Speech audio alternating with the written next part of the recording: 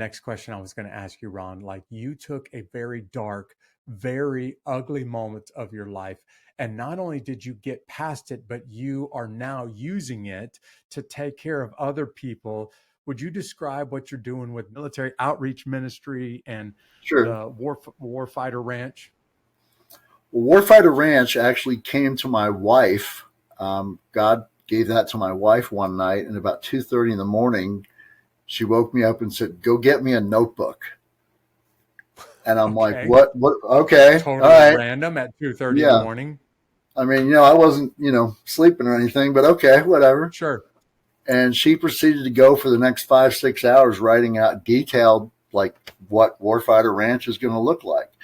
And we obviously don't have it yet, but when God gives us the property, the ranch, we're going to bring warfighters in for a month. So you can call it residence, whatever, but don't call it uh, a retreat, because it certainly isn't Right. that. There's Yeah. too A many month is not a band-aid retreat. Right. there's too many band-aid programs out there that are, make you feel good for a weekend, you go home and nothing's been achieved. That's not what we want to do. We want to bring the veterans in for 3 weeks and show them the biblical model of manhood and what that looks like, because most of them that I've talked to have never been taught, Jeff. I wasn't taught. So we're going to go through, the Ephesians 5 man, and then and Helen simultaneously is going to be working with her team with the spouses about what a Proverbs 31 woman looks like. And then when you get into that marriage, we're going to bring the family in for the final week and introduce them to the new biblical husband and wife. Yeah. And this, because the divorce rate with the combat veteran community is 80% or more. It's crazy. Yeah, it's off the charts. And if any other community had that, they would be jumping through the roof to fix it. So that's what we're trying to do. We're trying to help that and bring veterans to Christ and help marriages. Their kids too. You really have demonstrated what it looks like to go from turn the other cheek to helping guys and gals get healthy that have been really beat up by life or by war. How much land do you need in order to start Warfighter Ranch? Like, to start with, how much would you need? Well, if I was president and had my way, Helen's looking at about 40 acres, because what we're looking at is it needs to be far enough away to where we're not on, the incoming path of an airport or something like. Yeah. We want to have it to where when you're out there. Like, to start with, how much would you need?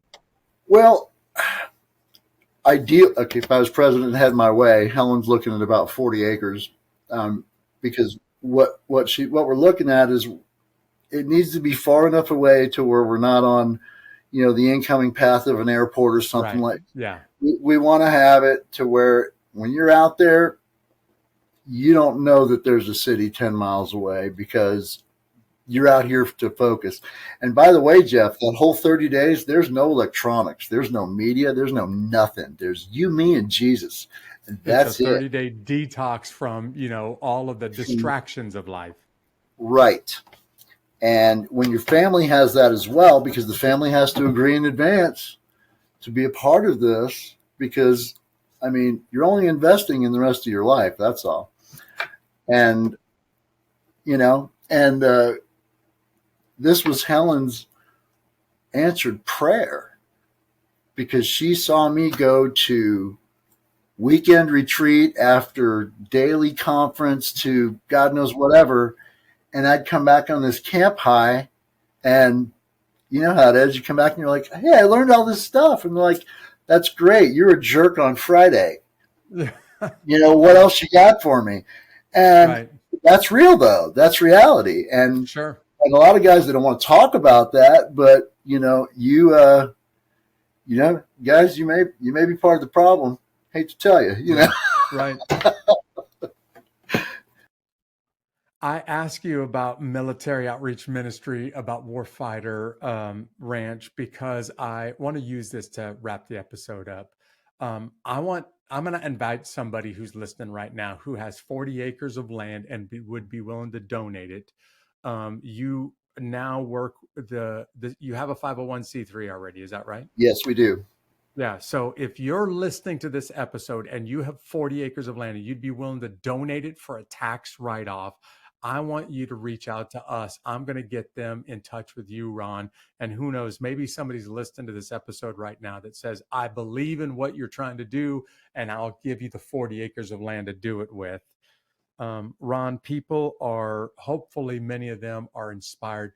I hope that one or two people that were literally at the brink of taking in their own life, their life was changed and was saved today I because of pray. this episode. I pray, Jeff. But for a lot of people, maybe they want to know more. So how do they find out more about you? Well, they can find us at warfighterranch.org, which is our website. And we're still working on the website a little. My web skills are not, that's not my strong suit, Jeff. Yeah, you and me both. Yep. You give me a rifle and we'll go to work. But you put me in front of the computer and I'm handicapped pretty much. Right.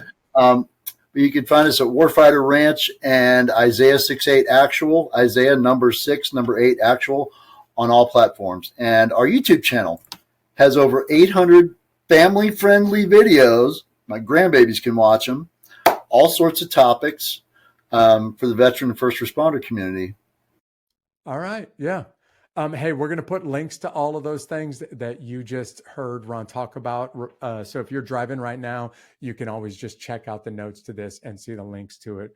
Ron, thank you for being so real on this episode. Thanks for being willing to go into those hard moments at home growing up, or in combat, or in the room with the door locked and a pistol in your mouth. And man, I am proud to see the way that you're serving veterans and their families now. Thanks for being on this show with me. Thank you so much, Jeff. God bless you, brother. Yeah, blessings to you, man. I really hope that somebody was listening to this episode that is at the low point in life. And maybe you're right now where Ron was when he was locked in the room and not sure that he wanted to see tomorrow. I hope this was the episode that causes you to reach out and find somebody that's willing to help. See, the truth is, if you're going to be unbeatable, you will unfortunately go through some miserable, some incredibly painful things in life like Ron did. But if you're actually going to be unbeatable, you will find a way to reach out and to let others come around you that will help you get through these hard times. I hope you heard something today that gave you the hope to hang on for one more day.